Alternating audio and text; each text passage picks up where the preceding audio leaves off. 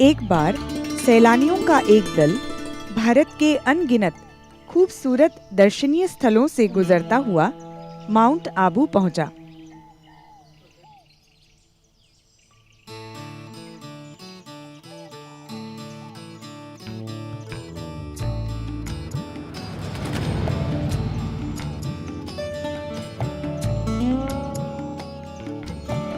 आहा, कितना मनमोहक वातावरण है यहाँ। ऐसा लगता है मानो कश्मीर में आ गए हों।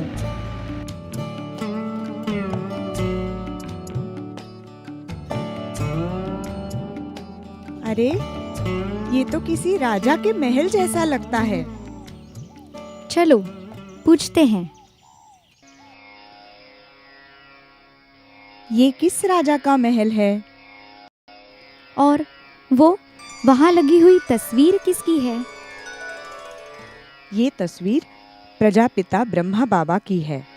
चलो आज हम आप सबको बाबा के बारे में बताते हैं। बाबा का जन्म सन 1876 में सिंध प्रांत के हैदराबाद शहर में कृपलानी खानदान में हुआ था। पिता खूबचंद जी एक छोटे से गांव के स्कूल में मास्टर जी थे। बच्चों, तुम्हें भी राजा हरिश्चंद्र की तरह सदा सच्चाई की राह पर चलना है और श्रवण कुमार की तरह अपने माँ बाप की सेवा करनी है। बधाई हो मास्टर जी, भाभी जी को लड़का हुआ है। सच? इनके बचपन का नाम लेखराज था। बालक लेखराज की किस्मत में माँ का प्यार बहुत ही कम था। असमय ही माँ की मृत्यु हो गई। प्यारे लखी, आज अगर तुम्हारी माँ होती तो तुम्हें इतना सयाना देख कितना खुश होती। बाबा, आप कितने अच्छे हैं। मैं आपकी और मम्मा की आश अवश्य पूरी करूंगा। वो पढ़ाई में बड़ा होशियार था। एक चित्त से अभ्यास करने की विशेषता उसमें बचपन से ही थी। लेखराज की दिनचर्या की शुरुआत विष्णु के भक्ति से होती थी। वो बड़ों के साथ सदा नम्र और आज्ञाकारी था। प्रणाम चाची जी। मेरे लायक कोई सेवा? भगवान तुझे लंबी उम्र दे बेटा। सुभान अल्लाह, बेटा हो तो ऐसा हो। इसे कहते हैं सच्चा कुल दीपक, जिसमें संस्कारों की रोशनी हो। एक बार लेखराज के पिताजी को तेज बुखार आया और वे बेहोश हो गए। बाबा, बाबा, आंखें खोलो, थोड़ा पानी पी लो। गांव में कोई वैद्य नहीं था। बालक लेखराज अपने पिता को बैलगाड़ी में बिठा के शहर की तरफ चल पड़ा। बाबा, फिकर न करो, भगवान आपको जल्दी ही अच्छा कर देंगे। ओह, मेरे बाबा को हैदराबाद के किसी अच्छे डॉक्टर के पास ले जाओ तो जल्दी अच्छे हो जाएंगे। मगर होनी को कुछ और ही मंजूर था। अस्पताल पहुंचने से पहले ही खूबचंद जी की मौत हो गई।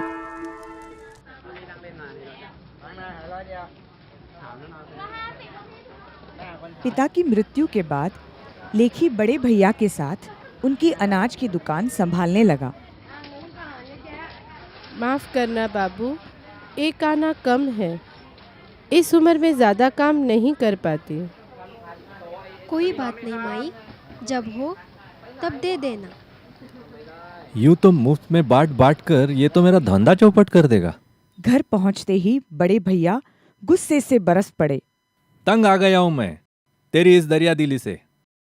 धंधा दिल से नहीं, दिमाग से किया जाता है। अब मुझे किसी और धंधे की तलाश करनी होगी। फिर वे जवाहरात का धंधा सीखने के लिए बंबई गए।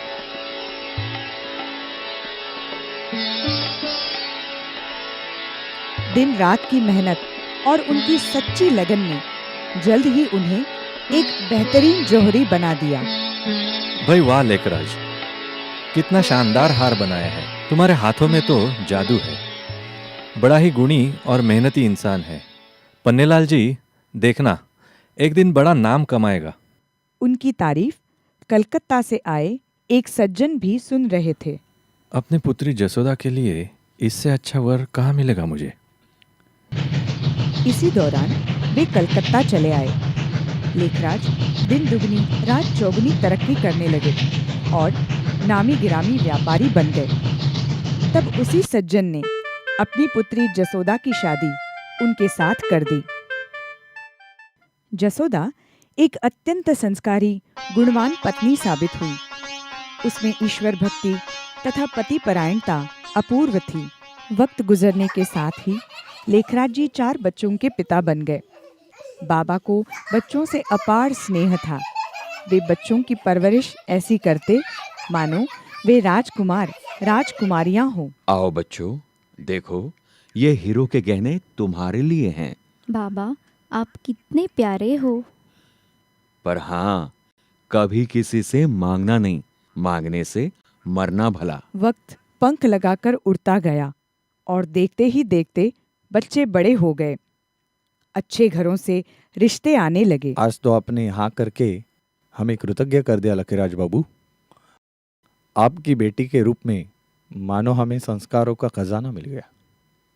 अब कैसे कहूँ लकीराज बाबू, बस यूँ समझ लीजिए कि बरसों की जान पहचान को रिश्तेदारी में बदलना चाहते हैं। आप जैसे नेक इंसान से रिश्ता जोड़कर हमें भी खुशी होगी। लखीराज जी ने बड़ी धूमधाम से बच्चों की शादियां की।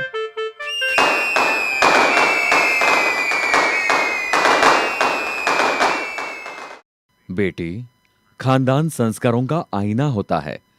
अब ससुराल ही तेरा घर है। कभी किसी को शिकायत का मौका मत देना। जी बाबा। लो बहू, तुम्हारे बाबा तुम्हारे लिए हीरे की अंगूठी लाए हैं। बहू, हमारे यहाँ सब कुछ है, पिहर घर से कुछ न लाना। और देखो, मान तब रहे जब कोई कुछ दे और तुम न लो। बाबा को गीता बहुत प्रिय थी। उसका वे नियमित पाठ करते थे। वे यात्रा में भी गीता का पाठ अवश्य करते। गीता तो सर्वशास्त्रों में शिरोमणि है। भगवान ने कहा है, जब जब धर्मग्लानि होती है तब तब मैं आता हूँ। अधर्म तो चारों तरफ फैल ही गया है। कब आएंगे भगवान? उनको श्री नारायण का चित्र बहुत पसंद था। एक बार एक चित्रकार शेषशैया पर लेटे श्री लक्ष्मी नारायण का चित्र बनाकर लाता है। चित्र तो बड़ा ही सुंदर है। श्री नारायण कितने प्रशांत लगते हैं। पर श्री नारायण के पांव दबाती हुई श्री लक्ष्मी का चित्र निकालकर दूसरा चित्र बनाना, जिसमें श्री लक्ष्मी का गौरव बना रहे। कलकत्ता में उनका जवाहरात का बड़ा व्यापार था। बड़े बड़े राजा और रईस ग्राहक रूप में उनके यहाँ आते रहते थे। लखीराज बाबू कभी झूठे हीरे नहीं देते। सही फरमाया आपने मुनीम जी। अपने लखीराज बाबू विश्वास का दूसरा नाम है। आइए लखी बाबू, बैठिए। आज क्या क्या लाए हो, देखे। इस बार आपकी पसंद के गहने लाए हैं हम। वे बड़े ही सत्यप्रिय तथा धर्मनिष्ठ थे। राजा रईस लोग जब कलकत्ता आते तो पार्टी में शुद्ध शाकाहारी व्यंजन, फल, मेवा, मिठाई आदि परोसा जाता था। लकीराज बाबू, आपकी पार्टी तो फीकी फीकी रही। हम आपको शराब और मांस थोड़े ही देंगे। हमारे आगे तो धर्म बड़ा है। भाई वाह, लखीराज बाबू उसूल के बड़े पक्के हैं। बड़े बड़े राजा लोग उन्हें अक्सर आमंत्रित करते थे। बाबा का उन्नत भाल, उदात्त मुख मुद्रा, दिव्य गुण और प्रभावशाली व्यक्तित्व देखकर राजा लोग कहा करते, लखीराज बाबू, भगवान ने भूल कर दी है जो हमें राजा बनाया। राजा तो आपको बनना चाहिए था। ये तो आपका बड़प्पन है राजा साहब। आपका स्वास्थ्य आजकल ठीक नहीं है। नेपाल नरेश को सूचना भिजवा दूं कि आप नहीं आ रहे हैं? नहीं मुनीम जी, निमंत्रण को ठुकराना मेजबान का अपमान होगा। हम अवश्य जाएंगे। नेपाल नरेश ने सिंहासन से उतरकर उनका स्वागत किया और खूब मेहमान नवाजी की। एक बार उदयपुर के महाराणा ने बाबा को सब परिवार आमंत्रित किया और जब तक बाबा नहीं आए तब तक महाराणा ने दरबार रोक कर रखा। इस प्रकार दरबार कभी रुका नहीं था। महाराणा साहब, दरबार का वक्त गुजरता जा रहा है। महामंत्री जी, जब तक हमारे शाही मेहमान पहुंच नहीं जाते, दरबार शुरू नहीं हो सकता। वहां पहुंचते ही बाबा ने देरी से आने के लिए विनम्रता से क्षमा मांगी। माफ कीजिए राणा साहब, सफर में वक्त थोड़ा ज्यादा लग गया। मेहमान देवतुल्य होते हैं लखीराज बाबू, माफी मांगकर हमें शर्मिंदा ना कीजिए। महामंत्री जी, अब दरबार शुरू करवाइए। एक दिन कोई सुनार अपने 2 बच्चों को लेकर बाबा की दुकान पर आया। लखीराज बाबू, इन हीरो को गहनों में जड़ना है। सितारों जैसे चमकते कांच के टुकड़े कितने सुंदर हैं। एक पुड़िया ले लूं? अरे, ये तो एक ही पुड़िया है, दूसरी कहाँ गई? उन्होंने किसी से कुछ नहीं कहा। वे किसी पर कभी अविश्वास नहीं करते थे। शायद सुनार के बच्चों ने खेलने के लिए ले ली होगी। बाबा को अपने घर देख सुनार बड़े आश्चर्य में पड़ गया। बाबूजी, आप मेरे घर? तुम्हारे बच्चों को मिठाई देना भूल गया था, सोचा चलो बच्चों को मिठाई दे आऊं। अरे, अब क्या होगा? बाबूजी को मालूम? मीठे बच्चे, तुमने खेलने के लिए दुकान से पुड़िया ली थी ना, वो कहाँ है? मैंने नहीं, बड़े भैया ने ली थी, छत के नीचे रखी है, ले आऊं? अब मुझे ये बताओ, तुम्हें ये हीरे क्यों चाहिए थे? हमने सोचा ये चमकीले कांच के टुकड़े हलवाई को देकर खूब मिठाई खाएंगे। ऐसे बिना पूछे कोई चीज लेना बड़ी गंदी बात होती है प्यारे बच्चे। अब जब भी तुम्हें मिठाई खानी हो तो मुझसे कहना। बाबा मेहमानों का स्वागत ऐसे करते जैसे घर में देवता पधारे हों। अतिथि सत्कार को वे धर्म समझते थे। आइए आइए, आपने हमारा घर पावन किया। बाबा का एक दोस्त बनारस में रहता था। जब अपने परिवार से तंग आ जाता तो बाबा से मिलने चला आता। कितना शांत चेहरा, कितनी प्रेम भरी मूर्ति, कितनी अपूर्व शांति मिल रही है। अरे आओ मित्र, तुम्हें इतने दिनों बाद याद आई मेरी।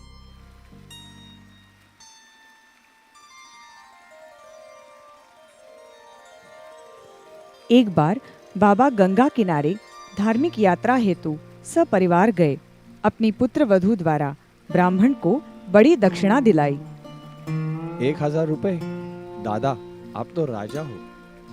ये तो आपका हक है पंडित जी, कृपया इसे स्वीकार करें। लखीराज बाबू, जल्दी चलिए, चाचा जी की तबीयत बहुत खराब है। ओह, चलो चलो। अब मेरे जाने का वक्त नजदीक आ गया है। मेरे पीछे सदाव्रत का क्या होगा? आप चिंता ना करें, ये भंडारा सदा चलता रहेगा। हे परमपिता परमेश्वर, समस्त विश्व की आत्माओं को शांति प्रदान कर। हे गंगा मैया, अपने पावन जल से सबका कल्याण कीजिए। मुनीम जी, शहर में सबको न्योता भिजवा दिया है ना? देखना कोई बाकी ना रहे। लखीराज बाबू, आपका तार आया है बंबई से। गुरुजी का बुलावा आया है, मुझे तुरंत बंबई जाना होगा। मगर पोते के जन्मदिन की पार्टी है, मेहमान क्या कहेंगे? गुरु का बुलावा काल का बुलावा है, मैं गुरु की आज्ञा टाल नहीं सकता।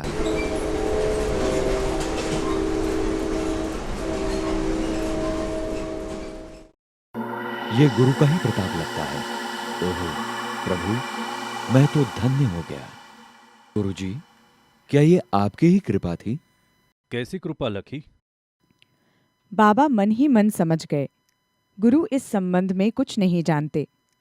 फिर बाबा का मन सच्चे सद्गुरु परमात्मा की ओर खींचने लगा। मिल गया खजाना, मिल गया माला माल, रत्न ही रत्न, मिल गई चाबी, मिल गई। आहा, आनंद ही आनंद, शांति ही शांति, इसी की तो तलाश थी मुझे। एक दिन बाबा को निराकार ज्योतिष स्वरूप परमात्मा शिव का साक्षात्कार हुआ। परमात्मा प्रकाश का दिव्य स्रोत जैसे उनके ऊपर आ रहा है। पाना था सो पा लिया, अब बाकी क्या रहा? विश्व में मानव इतिहास की एक आश्चर्यकारक घटना, कलयुगी सृष्टि के महाविनाश का साक्षात्कार। पश्चिमी दुनिया बॉम्ब से दहक रही है। भारत में गृहयुद्ध, भूकंप, बाढ़ से हाहाकार।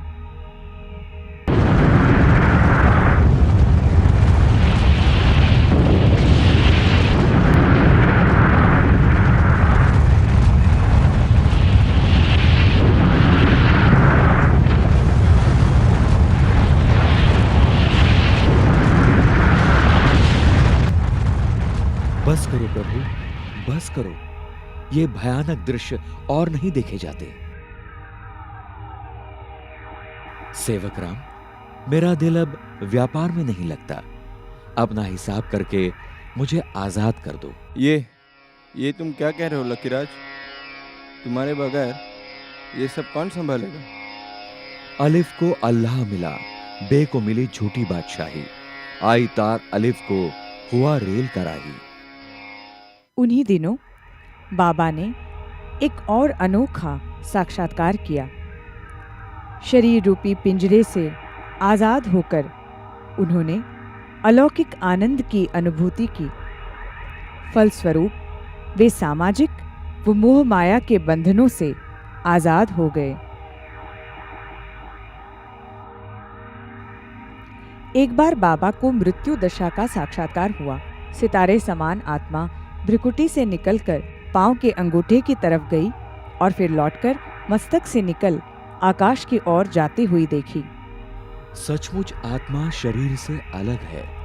मैं देह नहीं, देह में रहने वाली चेतन आत्मा हूँ। उन्हीं दिनों बाबा को श्री कृष्ण और उनके स्वरूपों के साक्षात्कार हुए। सभी की दिव्य वाणी थी, तत्त्वम, यानी तुम वही देवता हो। ये कैसा साक्षात्कार है प्रभु? क्या मैं वही हूं? बाबा हैदराबाद लौट आए। वे रात को देर तक सिंधु नदी के किनारे एकांत में बैठकर तारों भरे आकाश में खो जाते। बाबा, रात हो गई, अब घर चलिए। उन्हीं दिनों उनके गुरु लालजी महाराज उनके यहाँ पधारे हुए थे। घर में ही सत्संग चल रहा था। बीच में बाबा उठ खड़े हुए और अपने कमरे की ओर जाने लगे। बाबा को क्या हुआ? ऐसे तो सत्संग के बीच से वे कभी नहीं उठते। एक अद्भुत, आश्चर्यजनक और अपूर्व साक्षात्कार। बाबा जैसे एकदम अशरीरीपन का अनुभव करने लगे। उनकी आंखें लाल दीप जैसी चमकने लगी। सारा कमरा लाल दिव्य प्रकाशमय हो गया। ओहो, बाबा का कितना दिव्य रूप! निजानंद स्वरूपम शिवोहम शिवोहम, ज्ञान स्वरूपम शिवोहम शिवोहम, प्रकाश स्वरूपम शिवोहम शिवोहम। बाबा ने आने वाली नई सतयुगी दुनिया का साक्षात्कार किया। ऊपर से सितारे नीचे उतर रहे थे और कोई दैवी राजकुमार, राजकुमारियां बन जाते थे। ये तो सचमुच बहुत सुंदर, मनमोहक दैवी दुनिया है। बाबा इस साक्षात्कार के बारे में विशेष मंथन करने लगे। बाबा की आंतरिक स्थिति बदलने लगी थी। एक बार उनकी पुत्रवधू भोजन की थाली लेकर उनके कमरे में आई। बाबा के चारों तरफ एक दिव्य प्रकाश उतर रहा था। उसके हाथों से थाली गिर गई। एक बार बाबा की पत्नी जसोदा ने अपने पति में श्री कृष्ण का साक्षात्कार किया और भाव विभोर हो गई। ओह, कन्हैया मुरली वाला। अब बाबा ने जसोदा निवास में सत्संग शुरू किया। वे गीता को सच्चे अर्थ सहित पढ़ाने लगे। वे बहुत ही तन्मय होकर ओम की ध्वनि बोलते, सुनने वाले ध्यान में चले जाते या गहरी शांति का अनुभव करते। लोगों ने सत्संग का नाम रखा ओम मंडली। मोह माया के बंधनों से ऊपर उठकर समस्त मानव जाति के बारे में सोचना शुरू करो। ओम मंडली में आने वाली कन्याओं और माताओं को दिव्य साक्षात्कार होने लगे। शहर भर में हवा फैल गई। बाबा साक्षात्कार कराते हैं। कृष्ण से साक्षात्कार अपने आप में परम आनंद की अनुभूति है। परमेश्वर को अपने भीतर तलाश करो। इन्हीं दिनों एक सुंदर और गुणवान कन्या राधा ओम मंडली में आने लगी। वो गीत, संगीत और नृत्य में प्रवीण थी। तुम कौन हो? तुम शरीर नहीं, ये शरीर तो 5 तत्वों का बना मिट्टी का पुतला है। तुम एक शुद्ध अविनाशी आत्मा, ईश्वर की संतान हो। कितनी दिव्य और शांतिदायक वाणी है। यही आगे चलकर यज्ञ माता जगदम्बा सरस्वती बनी, जिसे बड़े प्यार से सभी मम्मा बुलाने लगे।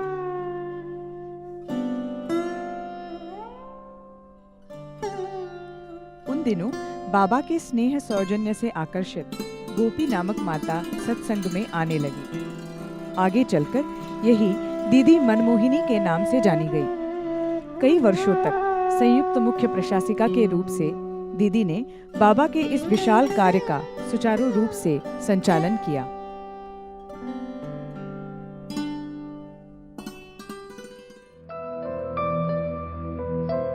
रामा नामक की एक कन्या ने स्वप्न में देखा, मखमली हरियाली वाला विशाल मैदान है और बाल कन्हैया हंसता हुआ इशारे से बुला रहा है। अरे, ये दिव्य श्वेत वस्त्रधारी पुरुष कौन? सपने में यही तो थे। वह कन्या उसी दिन से इस ईश्वरीय सेवा में समर्पित हो गई। आगे चलकर यही दादी प्रकाशमणि के नाम से प्रसिद्ध हुई। लगभग 4 दशकों तक इस संस्था की मुख्य प्रशासिका बनकर आपने ईश्वरीय सेवाओं को देश विदेश में फैलाया।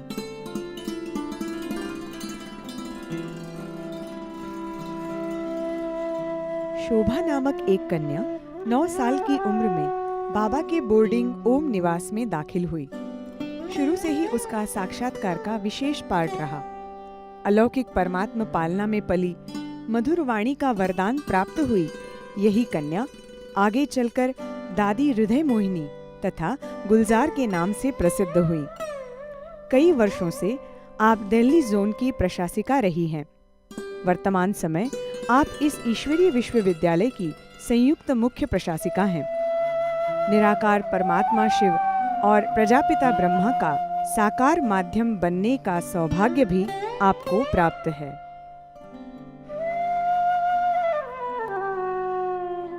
परमात्मा के प्रति सच्ची लगन रखते हुए सन 1937 से ही ईश्वरीय ज्ञान और योग साधना से जुड़ी हैं दादी जानकी जी। एक बार दादी ने बाबा से पूछा, मैं ज्ञान में देरी से आई हूँ, क्या पुरुषार्थ करूं जिससे अच्छी बन जाऊं?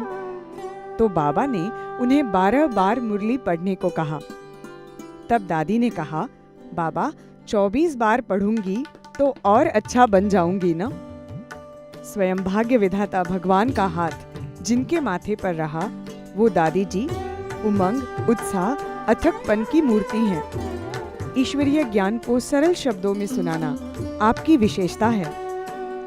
सन 1974 से विदेशों में अनेक सेवा केंद्र खोलने के आप निमित्त बनी।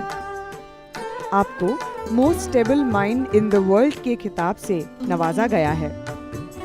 वर्तमान समय इस ईश्वरीय विश्वविद्यालय की मुख्य प्रशासिका के रूप में आप कार्यरत हैं।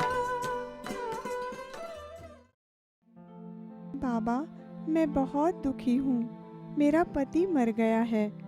अब मैं किसके सहारे जीऊंगी? बच्ची, पति का रिश्ता शरीर से था। तुम तो एक अविनाशी अमर आत्मा हो। तुम्हारा रिश्ता तो सीधा परमेश्वर से जुड़ा है। उसकी तरफ ध्यान दो। बाबा, अब मेरा दुख दूर हो गया है। आपके शब्दों के जादू ने मेरे मन मंदिर में उजाला फैला दिया है। बाबा, घर में पिताजी बहुत शराब पीते हैं। जीना मुश्किल हो गया है। कल उन्हें मेरे पास ले आना। तुम अपना परिचय जानते हो? तुम्हारा शरीर मंदिर है और तुम उसमें रहने वाली पवित्र आत्मा। क्या देवता को शराब का भोग लगाते हैं? क्या मैं देवता? मेरा शरीर मंदिर, तो मैं फिर शराब कैसे पी सकता हूँ? अरे बड़े भैया, यह क्या कर रहे हो? आप मत पीना।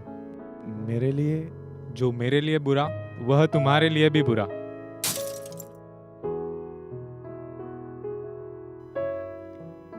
बाबा कन्याओं की पितृवत पालना करते थे, साथ साथ उनमें पवित्रता के संस्कार भी दृढ़ कराते थे। बच्ची, तुम्हें कलयुगी पैंट शर्ट वाले से शादी करनी है या पीतांबरधारी सतयुगी श्री कृष्ण से? बाबा, हम तो श्री कृष्ण से ही शादी करेंगे। बाबा, कल गाड़ी भेजना। कल जो होगा देखा जाएगा। बच्ची, जागो। तुम्हें हर एक आत्मा की ज्योति जगानी है, विश्व का कल्याण करना है। बाबा, आप सचमुच भगवान हैं। मैं पहचान नहीं सकी। अब आप जो कहेंगे वही करूंगी। बीच में बाबा सब परिवार कश्मीर गए। वही उनकी बेटी की भेंट एक राहगीर से हुई। पहलगाम जाने का रास्ता किधर से जाता है? मुझे पहलगाम का रास्ता मालूम नहीं, परमधाम का रास्ता बता सकती हूँ। वो राहगीर को अपने बाबा के पास ले आई। बाबा के ओजस्वी तेज के रूप में राहगीर ने अपने रोम रोम में दिव्य प्रकाश का अनुभव किया और बाद में रिजुमल नाम का ये राहगीर सब परिवार यज्ञ में शामिल हो गया। आहा, मैं धन्य हो गया। बच्चों के लिए बाबा ने ओम निवास में एक छात्रावास और स्कूल का प्रबंध किया। अभ्यास के साथ उन्हें आध्यात्मिक ज्ञान, चित्र, संगीत आदि कलाओं की शिक्षा दी जाती थी। मेरे बच्चों, आप सबको पवित्रता की प्रतिज्ञा लेनी है, लेकिन उससे पहले आप सबको अपने पिता या पति से सम्मति पत्र लाना होगा। लो बाबा, यह सम्मति पत्र। ब्रह्मचर्य के पालन की बात पर सिंध हैदराबाद में हलचल फैल गई। कईयों के पिता, चाचा, भाई, पति आदि ओम मंडली में जाने की मना करने लगे। कन्याओं, माताओं पर जुल्म होने लगे। हम आपके साथ घर नहीं जाएंगे। हम वहाँ जरूर जाएंगे। बाबा को मारने के लिए षड्यंत्र रचा गया, मगर बाबा के ओजस्वी तेज से हमलावरों की आंखें चौंधिया गई। बंदूकधारी को बाबा की जगह चमकता हुआ सितारा दिखाई पड़ने लगा। अरे ये क्या? इतनी तेज रोशनी है कि कुछ दिखाई नहीं दे रहा मुझे। अरे जहां देखो वहां तेज ही तेज। बाबा जरूर जादूगर है। एक बार बाबा अपने मकान के कमरे में बैठे हुए थे। बाबा, कोई सिख भाई आपसे मिलने के लिए आया है। वो बड़ा भयानक लगता है। कोई बात नहीं बेटी, उसे ऊपर भेजो। मुझे माफ कर दीजिए वाहे गुरु बाबा। वाहे गुरु दा खालसा। आज ये किला बड़ा अनर्थ करने जा रहा था। मेनू माफ कर दो बाबा। मैं आपको मारने आया था। प्रायश्चित के आंसू हर पाप धो देते हैं। तुम परमेश्वर की प्रिय संतान हो, उसकी तरफ ध्यान दो। जुल्म की इंतहा करते हुए विरोधियों ने यज्ञ परिवार के सत्संग भवन अर्थात लाखा भवन को आग लगा दी। मगर वो कहते हैं ना, जाको राखे साईया मार सके ना कोई। 1938 में बाबा कराची चले गए। बाद में कन्याएं, माताएं भी अपने परिवार सहित कराची पहुंच गए। तुम्हें शिव शक्ति बनकर जगत का उद्धार करना है। काम, क्रोध आदि विकार ही सच्चे दुश्मन हैं। बाबा द्वारा हमें परमात्मा का सच्चा ज्ञान मिलता है। आप सब पवित्रता क्यों चाहती है? पुरुष अगर अपनी पत्नी को विधवा बनाकर, बच्चों को अनाथ छोड़कर परमात्मा प्राप्ति के लिए ब्रह्मचर्य का पालन कर सकता है, तो हम नारियों को पवित्र रहने का अधिकार क्यों नहीं?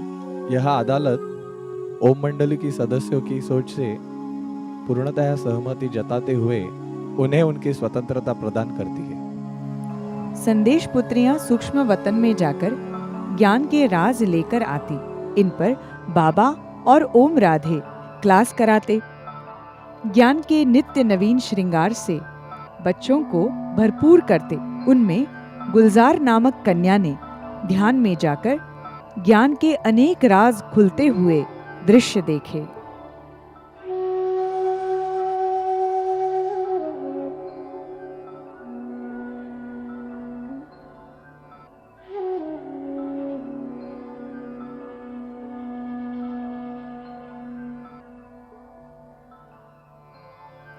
धीरे धीरे इस रुद्र ज्ञान यज्ञ में कई भाई बहनें सपरिवार समर्पित जीवन का दिव्य अनुभव करने लगे। इनमें बाबा का लौकिक भतीजा विश्व किशोर का परिवार और आनंद किशोर, विश्वरतन, चंद्रहास आदि कई आते गए। यज्ञवत्सों की संख्या करीब 350 की हो गई। अब सभी को यही महसूस होता था कि ज्ञान के सागर शिव परमात्मा शिक्षक के रूप में हमें रोज पढ़ा रहे हैं। अस्सलाम वालेकुम बाबा। खुदा के इस बंदे के लायक कोई खिदमत हो तो जरूर बताइएगा। 1950 में ईश्वरीय आदेशानुसार बाबा कराची से सम्मान विदा होकर भारत में ओखा बंदरगाह के लिए रवाना हुए। सारा यज्ञ परिवार आबू पर्वत पर भरतपुर के राजा की इस कोठी में रहने आया। वहां अनगिनत सांपों को देख डर गया। डरो मत बच्चों, हमें काम, क्रोध और अहंकार रूपी सांपों से ही तो मुकाबला करना है। यह तो सचमुच हंसों की टोली है। बच्चों, तुम ही सच्ची शिव शक्तियां हो, राज ऋषि हो। तुम्हें ज्ञान तलवार और योग कवच से माया के साथ युद्ध करना है। बाबा, आप इस उम्र में भी इतना कैसे दौड़ लेते हो?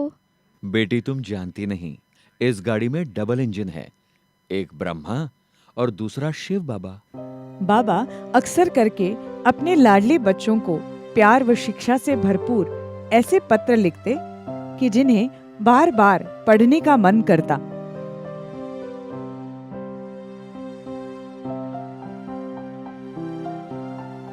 बाबा ने 5 मई 1939 को गांधी जी को एक खत लिखा। प्यारे गांधी जी, पूर्ण स्वराज्य की प्राप्ति ईश्वरीय ज्ञान और दिव्य साक्षात्कार के बल से प्राप्त हो सकती है।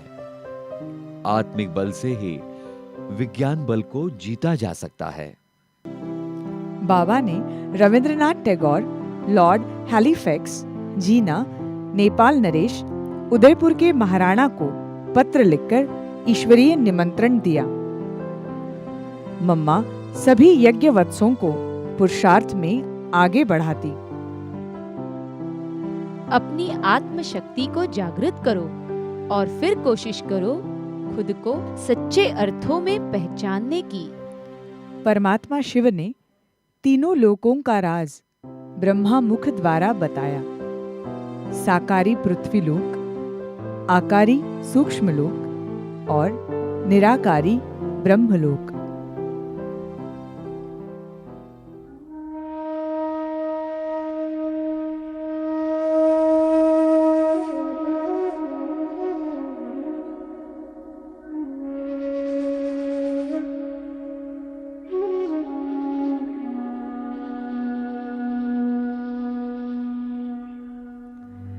बाबा कहते थे कि निरंतर योग साधना अर्थात परमपिता परमेश्वर की याद से जीवन श्रेष्ठ बनता है। राजयोग आत्मा का परमात्मा से मधुर मिलन है, जिसके द्वारा आत्मा अत्यंत सुख, शांति, पवित्रता, आनंद और प्रेम की अनुभूति करती है। ब्रह्मा कुमारी बहनें भारत भूमि की चारों दिशाओं में शिव बाबा का संदेश सुनाने पहुंच गईं।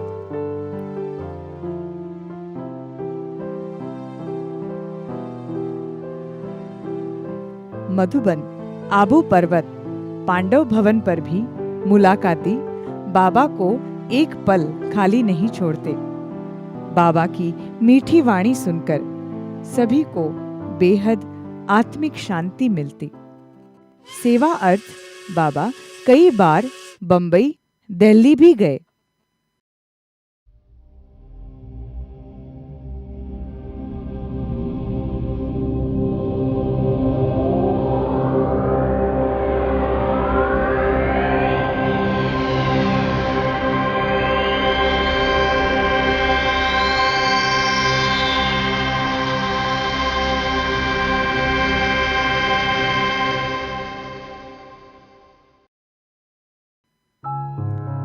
इस प्रकार अपने मन, वचन, कर्म से हर आत्मा में शांति और पवित्रता का बल भरते ब्रह्मा बाबा संपूर्णता को प्राप्त कर 18 जनवरी 69 को अव्यक्त हो गए।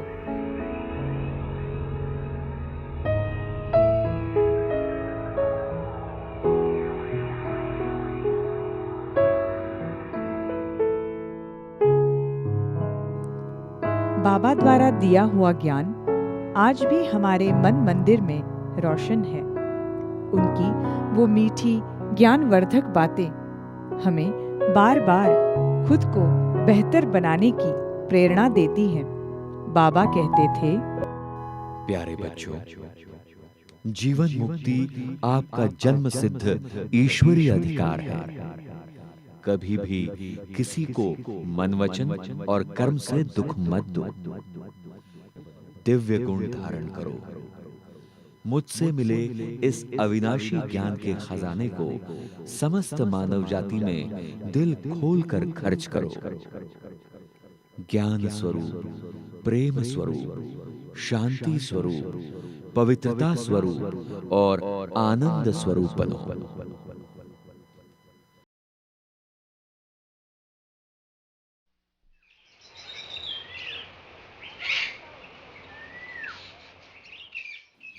बाबा का शरीर भले ही आज हमारी आंखों से ओझल हो गया, मगर वो महान आत्मा हमारे रोम रोम में विराजमान है और अपने अमर दिव्य ज्ञान से सदैव हमें परमात्मा की ओर प्रेरित करती रहेगी।